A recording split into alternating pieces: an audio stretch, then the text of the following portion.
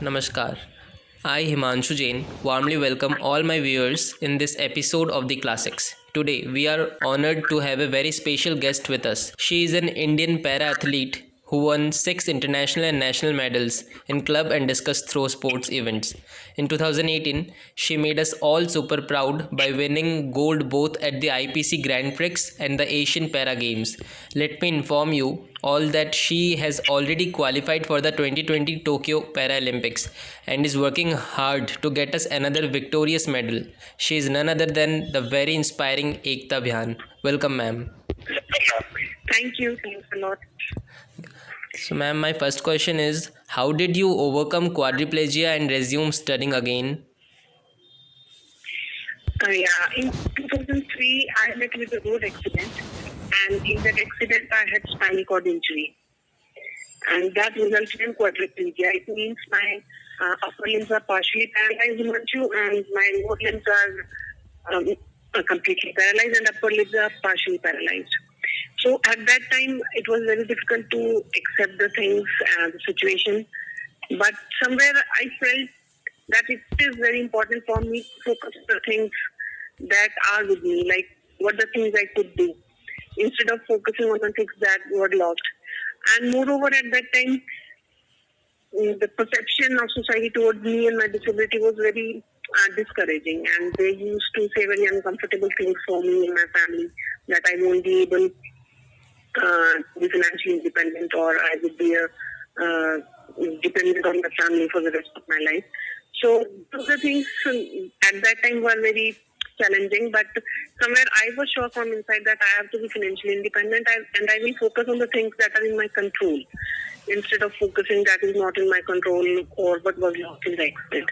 So with that approach, with that mindset, and with my parents' support, I started my studies, and my education has given me a lot of confidence and direction to my life. And that I started my journey towards education. So, ma'am, what role did education play in your life? A very, very big role. Because after the injury, I was feeling something lost in that point of time, and it has given me a new way of hope. And I felt something that still there is something that I can do like I used to do before. And it gave me an opportunity to come out of my home. Otherwise, due to disability, I was quite restricted at my home. I was feeling socially isolated also. And with education, I started going college at I made friends, and it was very morally booster for me. And when I taught my college in my first year, teachers were also very encouraging, and they started supporting and motivating me a lot. So in many dimensions, education has empowered me at my social front, at my personal front, and it gave me a very positive direction to my life. Ma'am, tell us about your journey to becoming an employment officer and the hurdles you faced in clearing HCS examination. In 2011, I got my first job of an auditor with the Haryana government, and at that point of time, I was looking for something big, that I wanted to go into the civil services, and challenges were that I'm from Hisar, a small town in Haryana.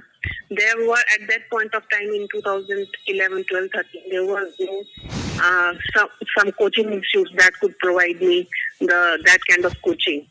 So I got the notes from Delhi and started preparing for the civil services, and some of my teachers from Hisar only helped me. So initially I thought I need a kind of professional help, but when I started preparing for it, many teachers supported me. The local teachers who were in my college, they also started guiding me in the preparation of civil services. So hurdle was also like social things, socially, because people used to say you should be happy, you have got your first job, you are an auditor now, and that is enough for you. You can be satisfied with your current job profile. And they were saying it is okay, and you should not being bigger like civil servant. They used to point out me like this, that it is enough for you that you have got one job, and you should not aspire bigger, and it is okay for you. So that social perception was also a very big barrier. This kind of attitudinal barriers. Yes, ma'am. We can only imagine how discouraging it would be for you that time. Yes, ma'am. What? But I'm very blessed. My parents supported me at every point of time. They never let any kind of negativity affect me. They always encouraged me and always motivated me for any bigger goal, any bigger target. So I stopped focusing on the negativity and I start focusing only on my goal with my parents' support. Ma'am, what encouraged you to become a para-athlete? Getting into the para sports was very coincidence and it was quite unpredictable because I was never into sports. And in 2013, when I qualified my Haryana Civil Services exam, and one of my interviews were published into the newspaper, and that was circulated on social media.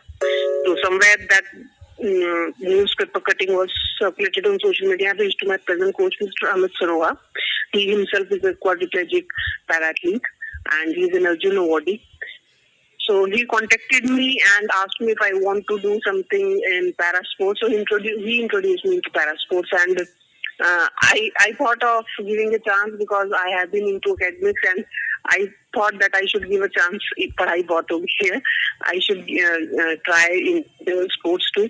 And my father was also like, you are having a job, you are financially secure, and you are not risking anything while exploring the parasports. So I thought of giving a chance. And in 2016, I won my first international medal. And it was very proud moment. And after that, there was no... Ma'am, what is your sporting philosophy? I would say that philosophy of life that can be implemented in every aspect of your life. That life is always very unpredictable. So we should focus on the things that are in our control. That life is not in our hands, but living is. So we need to focus on the things that are in control instead of things that are out of control that you cannot change. We need to accept the things, something which are unchangeable. So in that context, I would say we should be having the power to accept the things which are not in our control and focus on the things that we can do in the current situation. We are always having that strength, that power that we can improve our situation, we can improve ourselves, we can make ourselves a better version of ourselves. Ma'am, what do you think? Are people as enthusiastic about the Paralympics as the Olympics? Time is changing and I'm happy about it. Now the people have also started recognizing the para-athletes and para-sports, and media is also covering the para-sports stories. So now the time is changing, and the best part is that government is treating the para-athletes and able-bodied athletes equally. The policies which are made by government, that is equal, that is same for able-bodied athletes and para-athletes. So that has set a very right example, and due to that, people are also hearing the stories because of media's participation has improved and decreased. So in that context, I am saying the time is changing, but still we have a long way to go to make the awareness, to create the awareness among the masses of the regarding the parasports. Still there are many people who think that parasports is related to parachute or something. So we need to create awareness and educate people about the parasports, that disabled persons can also be a sports person and they can also represent their countries. Time is changing, but we are very hopeful that in the coming time there will be more awareness to the grassroots level. Still in our rural India, people are not aware of parasports, but hopefully in the coming time we will be able to educate them too.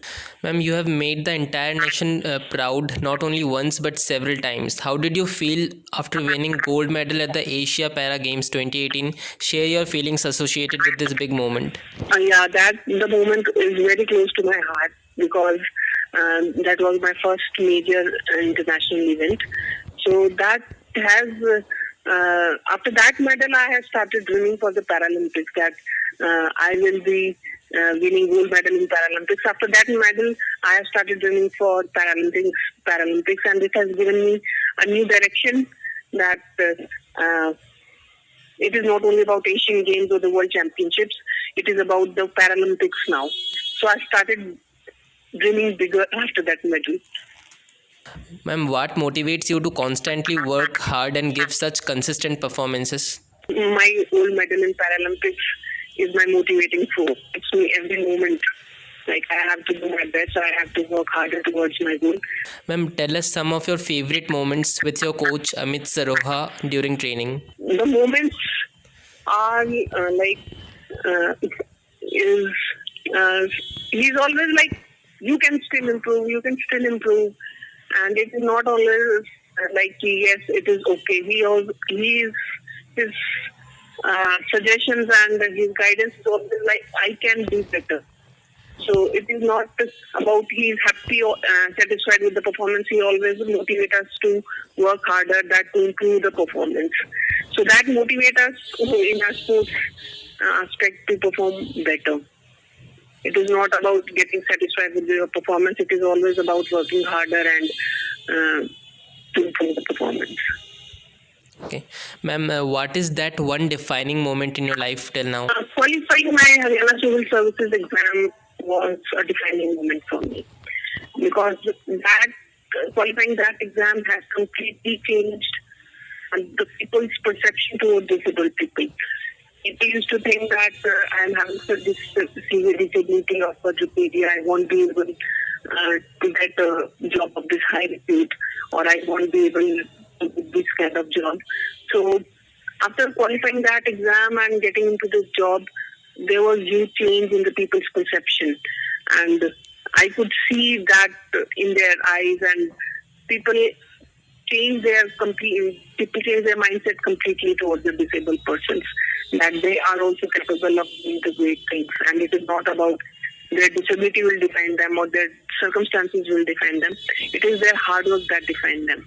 It is about their achievements that define them.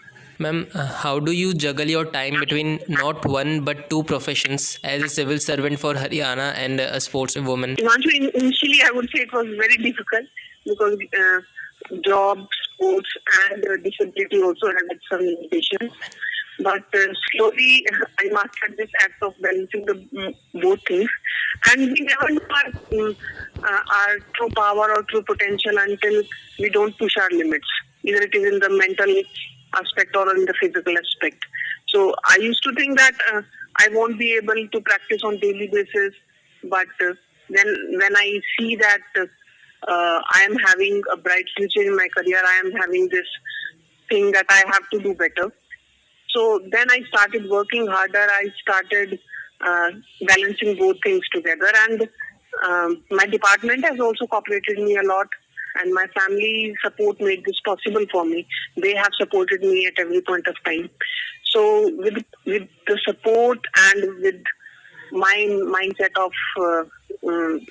towards my goal, that makes the thing easier for me, I think. Ma'am, how do you manage a balance between your work and life? I enjoy my work. I don't need to balance it, because I enjoy my sports career and I enjoy my job too. And when you enjoy the things, you don't have to balance. And it is also like I always into pursuing my hobbies. I write poems, I do my painting, I spend a lot of time with my family. So these are the things that make you strong to deal with your work and career, sports career also. So it is not always I am always into sports or I am always into my job. I do pursue my hobbies. I do the things that I am having interest. So that keeps me going. Ma'am, how are your preparations going on for the Tokyo Paralympics? It is going good, and it is getting better, because it has been around 8 or 9 months. We haven't visited our ground. I have made all arrangements at my home only, and I'm doing all exercises at home only. So I'm looking forward when I'll be going to ground again, and the way I have maintained my timetable, my schedule in these past 8-9 months, working out 6 days a week and both morning and evening, that's surely going to improve my performance, and I'm quite optimistic that I will come with my high performance, a very improved performance. Ma'am, lastly, a message to your listeners.